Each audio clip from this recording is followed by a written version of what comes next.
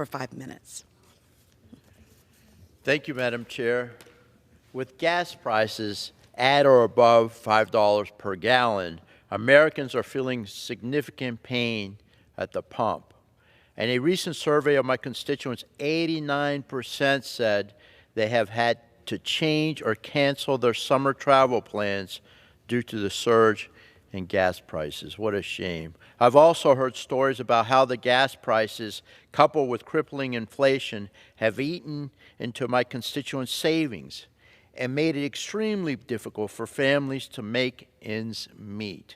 These are the realities families throughout our country are facing, and yet this administration and many of my colleagues in this Senate, in this chamber, appear to be out of touch with these concerns. Instead of taking action to relieve the pain at the pump, President Biden and congressional Democrats continue to blame and deflect and justify the irresponsible decisions that have caused gas prices to spike. Earlier this week, the President said, and I quote, "Out of everything lousy, something good will happen if you look hard enough for it." We have a chance to make a fundamental turnaround, renewable energy, electric vehicles, and not just electric vehicles, but across the board, unquote. No, Mr. President, record high gas prices are not a good thing. And it's disingenuous to act as though you are powerless, Mr. President, to do anything to address gas prices. My constituents did not want to suffer while this administration and congressional Democrats continue to pursue a radical green agenda. President Biden has already done enough damage. From its first day in office, he canceled the Keystone Pipeline and paused all domestic leases and sales. He has tried to blame everyone from Putin to price gouging in private industry, but the facts are clear. The Biden administration is currently sitting on over 4,400 pending applications for permits to drill, which must be approved so American workers can produce more American-made energy. Makes sense? In addition, Biden's regulatory and inflationary burdens are thwarting the creation of new large-scale refineries, which are also needed to increase production.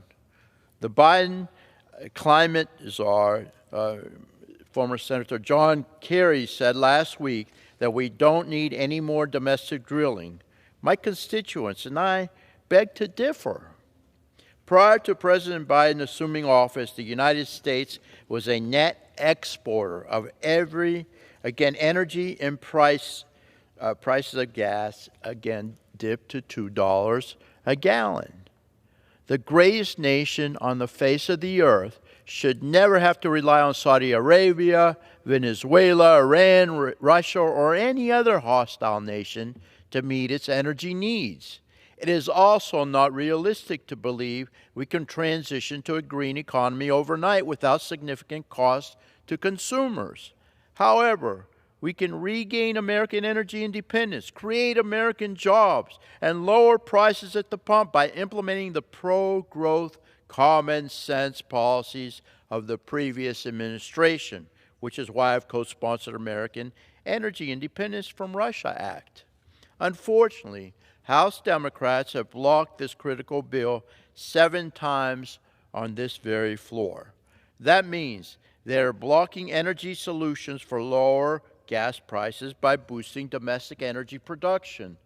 This includes resuming the Keystone Pipeline, restarting oil and gas leasing on federal lands and waters, and requiring a plan to replace the strategic petroleum reserve that has been drained by this administration.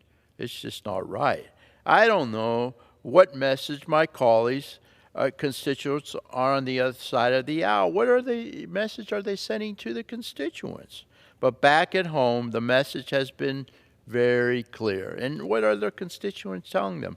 My constituents, the message is extremely clear. My constituents want Washington to stop its obsessive spending again, stop it. It's excessive spending, money we don't have to push a green agenda and lower prices at the pump.